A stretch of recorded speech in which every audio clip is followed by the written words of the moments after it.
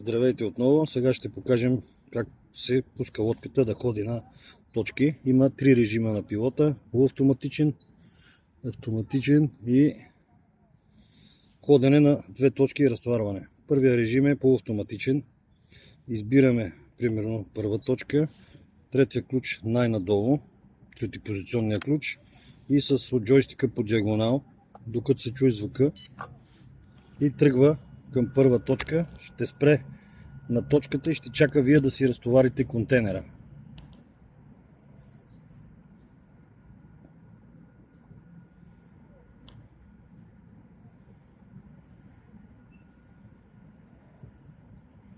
Ето, достигна точката, ще спре и чака да се разтовари контейнера.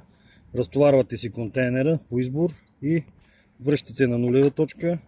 Пак с джойстика по диагонал прибирате лодката на нулева точка.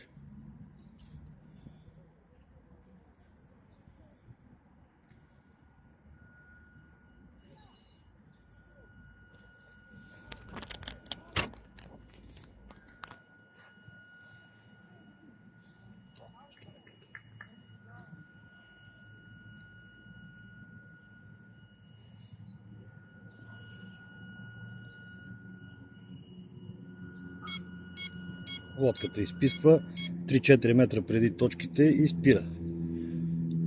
Така, захождаме с лодката, подготвяме.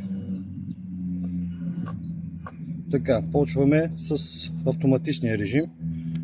Задаваме примерно втора точка, че искаме да иде лодката.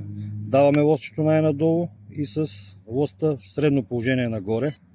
Задържаме. При това положение лодката отива на точка, разтоварва сама два контейнера и се прибира на домашна точка.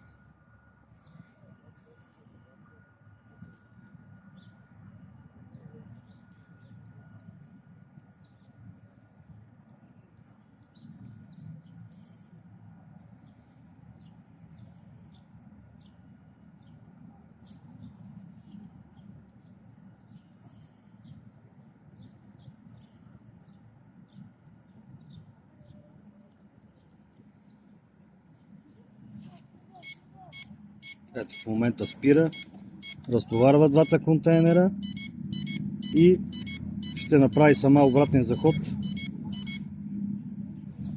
Ето, да се върне пак на нулева точка, без да пипате вие нищо.